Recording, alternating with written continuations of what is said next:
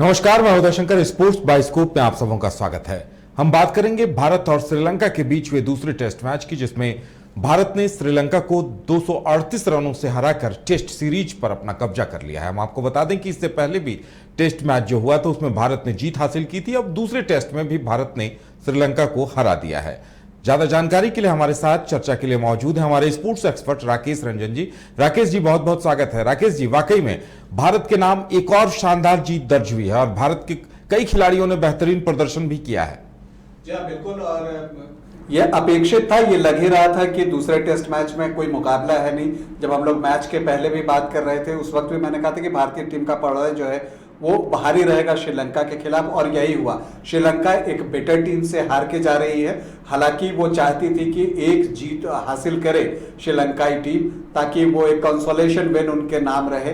लेकिन test match में उलटफेर होना बड़ा मुश्किल होता है उदय, और खास करके जब आप डे नाइट टेस्ट खेल रहे हैं, पिंक बॉल से खेल रहे हैं, तो जो बेटर टीम होती है उसको हराना बहुत मुश्किल होता है। और ये घरेलू पिच था भारत का, हालांकि स्पिनिंग ट्रैक था, बाउंस था, स्पिन था, तो इस लिहाज से हम देखें तो श्रीलंकाई टीम के पास एक अवसर था, लेकिन उनकी बल्लेबाजी ने उन्हें एक बार फिर से लेट डाउन किया। कोई भी जो बल्लेबाज है, खास करके अगर हम पहली पारी की बात करें तो एक्सपीरियंस्ड मैथ्यूज के अलावा कोई बल्लेबाज चला नहीं। जब आपकी टीम सिर्फ 109 रनों पर ढेर हो जाती है तो आपके पास मैच में वापसी का जो मौका होता है वो बहुत कम हो जाता है।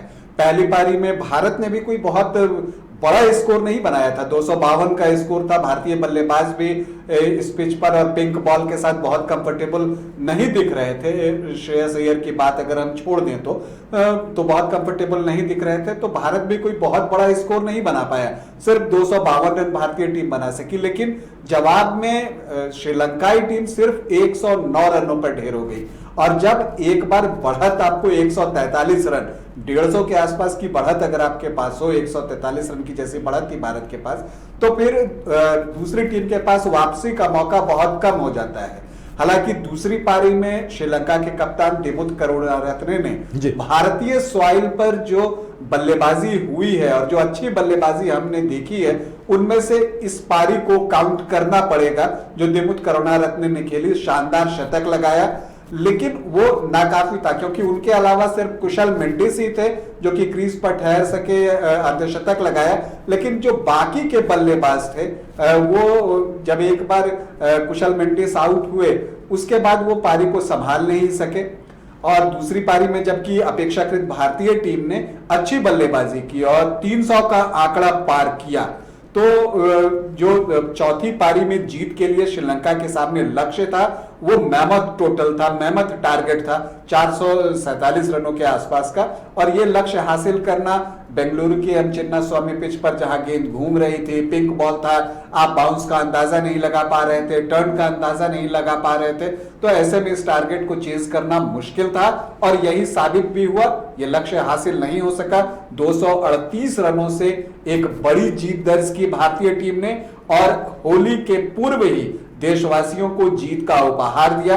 देशवासी और खुश होकर अब होली सेलिब्रेट करेंगे। बिल्कुल, तो ये एक बड़ी जीत है उधर। बिल्कुल, भारतीय बल्लेबाजों ने बेहतरीन प्रदर्शन किया, लेकिन लोगों को काफी उम्मीद थी कि विराट कोहली बेहतर प्रदर्शन करेंगे, उनका बल्ला फिर से रन बटोरेगा, लेकिन ऐसा होता नहीं दिखा है। तो जाहिर सी बात है, विराट के जो फैंस है वो थोड़े निराश होंगे। जी हाँ, विराट के फैंस निराश होंगे। जैसा मैंने मैच के पहले जब हम बातचीत कर रहे थे उस वक्त भी कहा था कि जो उनकी आईपीएल की टीम है रॉयल चैलेंजर्स बेंगलुरु, उसका होम ग्राउंड था एम चिन्नास्वामी स्टेडियम बेंगलुरु का, और वहां पर उनका स्वागत भी ऐसा ही हुआ। जब रोहित शर्मा आउट होकर बाहर जा रहे थे तो स्टेडियम तालियों से गूंज रहा था, लगा जैसे रोहित के आउट होने की खुशी है क्या, नहीं, वो विराट के क्रीज पे आने की खुशी थी। तो विराट को बहुत सपोर्ट था, विराट अपेक्षा पर खरे नहीं उतरे। पहली पारी में तो लगा जैसे कि वो सेटल हो गए हैं, लेकिन उसके बाद आउट होकर चले गए। यही हाल दूसरी पारी में भी रहा, तो 13 रन सिर्फ बना सके दूसरी पारी में, पहली पारी में 23 रन बनाए, तो एक निराशाजनक प्रदर्शन आप कह सकते हैं। अब 71वें शतक के लिए उन्हें और अब लंबा इंतजार करना होगा। जैसा कि उदय आप जानते हैं कि अब आईपीएल शुरू हो जाएगा, इसके बाद जो भारत के दौरे पर आने वाली है वो साउथ अफ्रीका की टीम आने वाली है, तो वो 9 जून के आसपास वो सीरीज शुरू होगी T20 मैच के साथ। तो अब विराट को एक लंबा इंतजार करना होगा, फिर जो साउथ अफ्रीका की सीरीज होगी उसके बाद भारतीय टीम इंग्लैंड जाएगी और वहां पर वनडेज हैं, और इसके अलावा जो एक टेस्ट मैच पिछली बार रह गया था शायद वो भी खेला जाए, उस पर दोनों बोर्ड बात कर रहे हैं। तो विराट को अभी 71वें शतक के लिए मुझे लगता है थोड़ा और इंतजार करना पड़ेगा। बिल्कुल, इसके साथ साथ ये पहला मैच था जिसकी कप्तानी रोहित शर्मा कर रहे थे, मतलब पहली बार टेस्ट सीरीज की कप्तानी रोहित शर्मा ने की। तो अगर देखा जाए उनके पूरे कैप्टनशिप को, तो क्या कहेंगे आप इस पर? देखिए, रोहित की कप्तानी, रोहित ने अपने आप को साबित कर दिया था लिमिटेड ओवर्स क्रिकेट की कप्तानी में, चाहे वो T20 के मैचेस हों या वनडे के मैचेस हों। और अब टेस्ट सीरीज में पहली बार उनको कप्तानी करने का मौका मिला फुल टाइम कैप्टन के रूप में। पहले टेस्ट में भी उनकी कप्तानी अच्छी रही, दूसरे टेस्ट में भी उनकी कप्तानी अच्छी रही। वो बहुत एक्टिव होते हैं, इंस्टिंक्ट पर कप्तानी करते हैं। जैसा कि मैच के बाद रोहित ने बातचीत में भी कहा कि जब मैंने टेस्ट सीरीज में कप्तानी ली थी तो जो सीनियर खिलाड़ी हैं टीम में उनसे बातचीत की, उनसे जाना कि क्या कुछ होता है, लेकिन मैदान पर मैं अपने इंस्टिंक्ट पर भी काफी फैसले लेता हूं और देखता हूं कि क्या कुछ हो रहा है। तो टीम का सपोर्ट था, सीनियर खिलाड़ियों का उन्होंने शुक्रिया अदा किया उनके सपोर्ट के लिए, और लेकिन ये बात भी कही कि इंस्टिंक्ट पर मैं कैप्टनसी करता हूं। तो ये मानना पड़ेगा, और ये दिखता भी है उदय कि जब वो मैदान पर होते हैं रोहित शर्मा, तो वो डिसीजन लेते वक्त एक थॉट रहती है उसके पीछे। कोई भी निर्णय उनका होता है उसके पीछे उनकी एक सोच देखेंगे, बॉलर्स को कैसे चेंज करना है, उनको कैसे रोटेट करना है। तो इन चीजों का, फील्ड प्लेसमेंट की बात करें तो ऋषभ पंत के साथ जो उनका कोऑर्डिनेशन रहता है उसकी बात करें, चाहे वो DRS के फैसलों में हो या पिच कैसा बिहेव कर रहा है, गेंद कितनी टर्न हो रही है, बाउंस कैसा है, इन सब चीजों पर जो वो आगे बढ़कर बातचीत करते हैं, साथी खिलाड़ियों से बातचीत करते हैं, तो एक टीम मैन के रूप में वो कप्तानी भी करते हुए दिखते हैं और उनकी स्किल जो है वो कप्तानी की वो बहुत अच्छी है। तो एक शुभ संकेत भारतीय क्रिकेट के लिए। लेकिन जो असली परीक्षा होगी कप्तानी की अगर हम बात करें तो जब टीम इंग्लैंड के दौरे पे होगी, और अगर वो एक टेस्ट मैच जो बचा हुआ है सीरीज का पिछले साल वाला, जब उसमें रोहित शर्मा कप्तानी करेंगे तो ये तब देखना होगा कि वहां रोहित शर्मा किस तरह की कप्तानी करते हैं। मैं टेस्ट मैचेस की बात कर रहा हूं, लिमिटेड ओवर्स में रोहित शर्मा अपने को साबित कर चुके हैं कप्तानी में।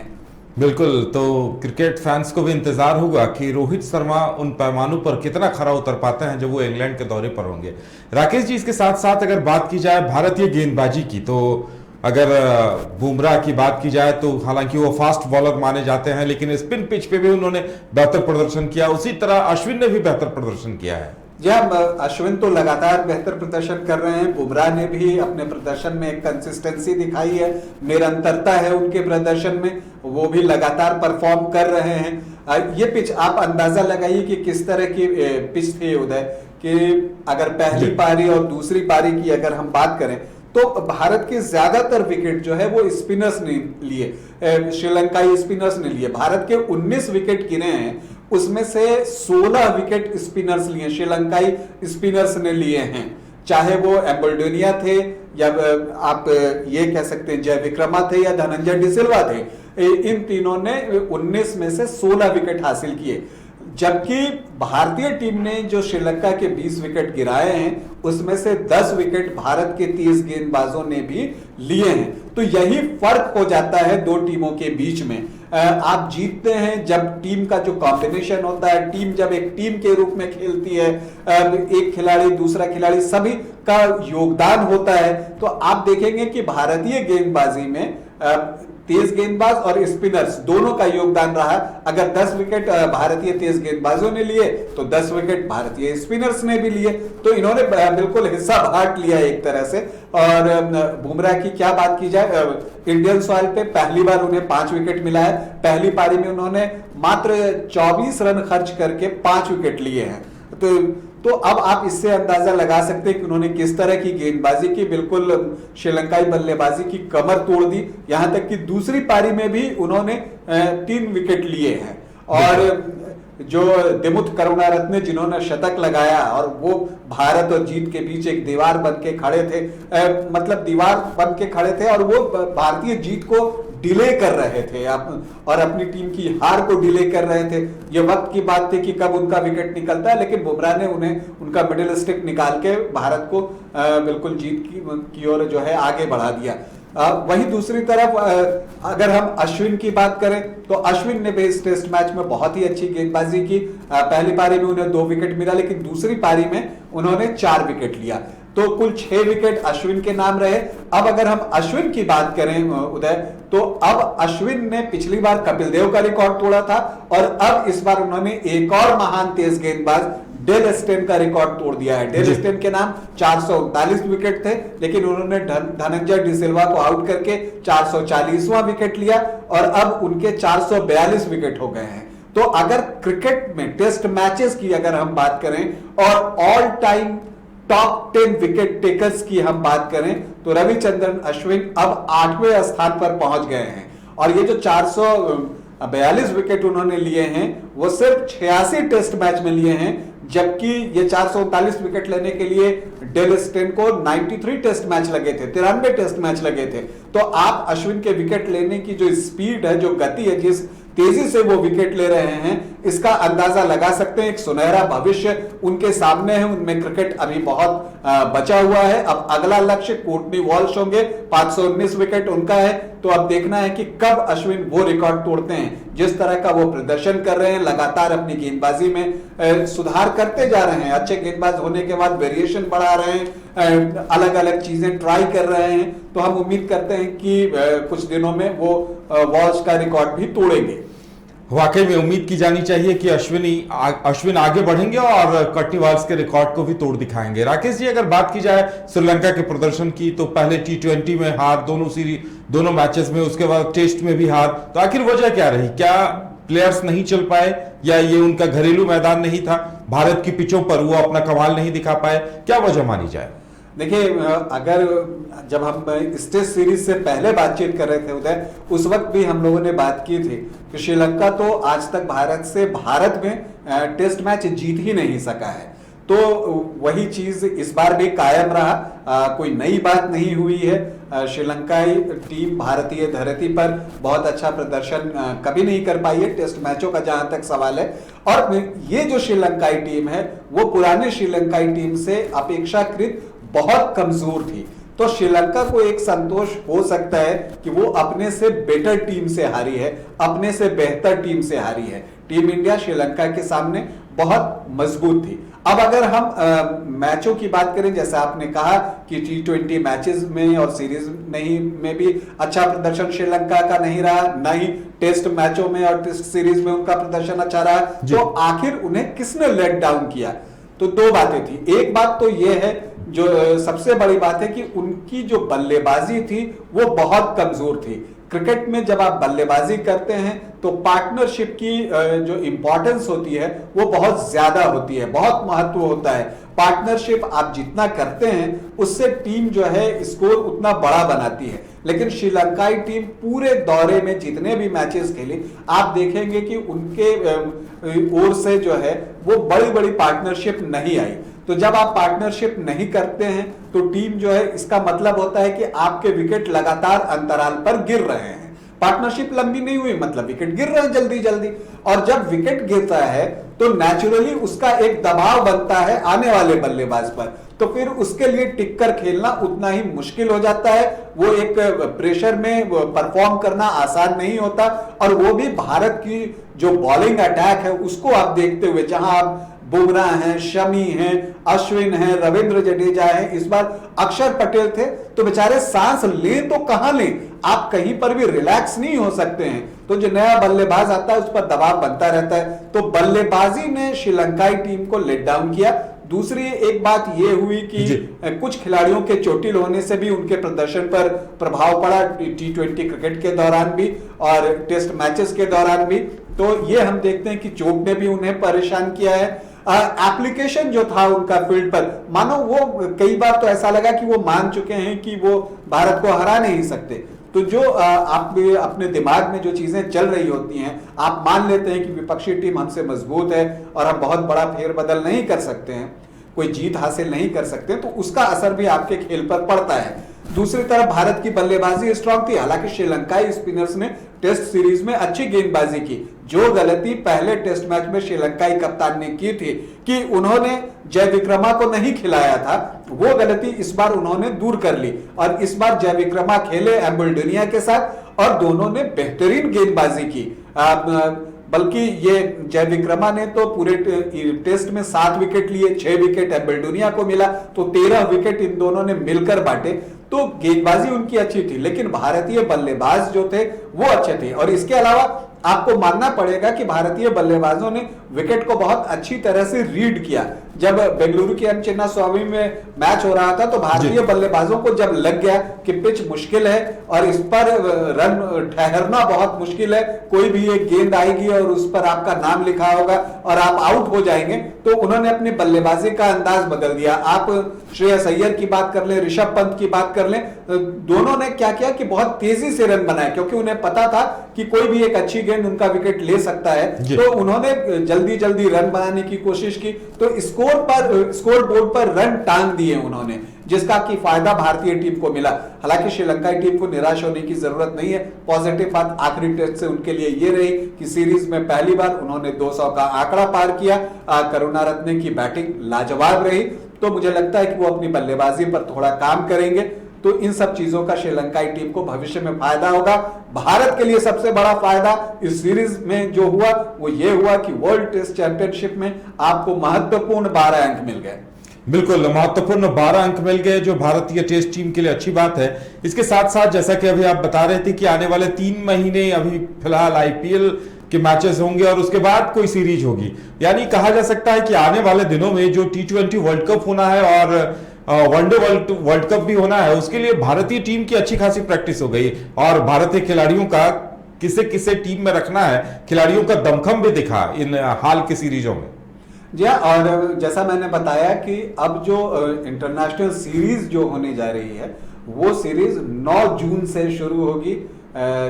आपको चेन्नई के चिदम्बरम स्टेडियम में और चेपॉक में वो टेस्ट मैच होगा, T20 मैच होगा साउथ अफ्रीका के खिलाफ और वो सीरीज शुरू होगी। तो T20 पर भारत का ध्यान ज्यादा होगा क्योंकि इसी साल T20 का वर्ल्ड कप होना है। तो अब ये देखना है कि भारतीय टीम किस तरह से वर्ल्ड कप के लिए अप्रोच करती है, क्योंकि जब आप T20 खेलते हैं, 5 मैचों की T20 सीरीज है साउथ अफ्रीका के खिलाफ, उससे पहले आप आईपीएल खेल रहे हैं तो आप T20 के टच में रहेंगे। इसके बाद यहां से जब आप निकलेंगे तो साउथ अफ्रीका के खिलाफ आप T20 सीरीज खेलेंगे। फिर इसके बाद जब आप इंग्लैंड जाएंगे तो वहां पर भी T20 के मैचेस होंगे और वनडे के भी मैचेस होंगे। तो आप एक तरह से जो लिमिटेड ओवर्स क्रिकेट की बात हम करें तो उसके टच में रहेंगे। तो ये बताता है कि भारतीय बीसीसीआई ने भी एक योजना बना रखी है कि वो ज्यादा से ज्यादा जो T20 मैचेस है वो टीम इंडिया को प्रोवाइड करे ताकि उनका अभ्यास होता रहे, वो टीम कॉम्बिनेशन तलाश सके। और मुझे लगता है कि इंग्लैंड दौरे के बाद जो है ये तय हो जाएगा कि ऑलमोस्ट ये फिक्स हो जाएगा कि जो 14-16 खिलाड़ी होंगे वर्ल्ड कप के लिए वो कौन होंगे। और इस बीच विराट कोहली को भी मौका मिलेगा कि वो अपना खुद का प्रदर्शन भी सुधार सके। जी हाँ, बिल्कुल, विराट एक महान खिलाड़ी है और मैं हमेशा ये बात कह रहा हूँ कि ये एक पारी की बात है कि वो कोई एक ऐसी पारी आए जो कि उनको वो कॉन्फिडेंस दे। अभी विराट का कॉन्फिडेंस थोड़ा गिरा हुआ है, इस बात से आप इनकार नहीं कर सकते। और ऐसा होता भी है कि जब आपके दिन खराब होना तो कुछ अच्छी गेंदें आपको मिल जाती हैं और जब आपके दिन अच्छे होते हैं ना तो आपको कुछ कमजोर गेंदें ज्यादा मिलती हैं। तो अभी विराट का चूंकि बल्लेबाजी में अच्छा दिन नहीं चल रहा है तो उन्हें कुछ गेंदें भी ऐसी मिल जा रही हैं कि वो हदप्रभ हो जा रहे हैं, उन्हें समझ नहीं आ रहा कि इस गेंद को कैसे खेलें। और आउट होने के बाद जो उनका आप देखें, उनके चेहरे के भाव को पढ़ने की कोशिश करें तो वो हदप्रभ से दिखते हैं। तो मुझे लगता है कि ये टाइम ऐसा नहीं है, लेकिन हाँ ठीक है, अब लिमिटेड ओवर्स क्रिकेट शुरू होने जा रहा है। आईपीएल के मैचेस होंगे जहां दबाव थोड़ा अपेक्षाकृत कम होगा इंटरनेशनल मैचेस की तुलना में, और वहां पर उनको अपनी बल्लेबाजी पर काम करने का मौका मिलेगा। विकेट जो होंगे वो बैटिंग फ्रेंडली होंगे, तो वो ज्यादा से ज्यादा स्कोर कर सकते हैं। और जब आप रन बनाने लगते हैं ना निरंतरता के साथ, 2-3 पारी जब आप रेगुलर रन बना लेंगे तो आपका कॉन्फिडेंस जो है वो बहुत बढ़ जाता है। तो हम उम्मीद करते हैं कि आईपीएल उनके लिए अच्छा जाए, और उसके बाद जो साउथ अफ्रीका के खिलाफ T20 सीरीज है उसमें वो अपने प्रदर्शन में निखार लाएं, चूंकि वर्ल्ड कप में उनके अच्छे प्रदर्शन की जरूरत भारतीय टीम को शायद सबसे ज्यादा है। वाकई में आईपीएल के मैचेस शुरू होने जा रहे हैं और भारतीय टीम के जो खिलाड़ी भली भांति प्रैक्टिस में नहीं है उन्हें मौका मिलेगा निखरने का, ताकि आने वाले दिनों में वो अपने बेहतरीन खेल से भारतीय टीम को आगे ला सकें और जीत दिला सकें।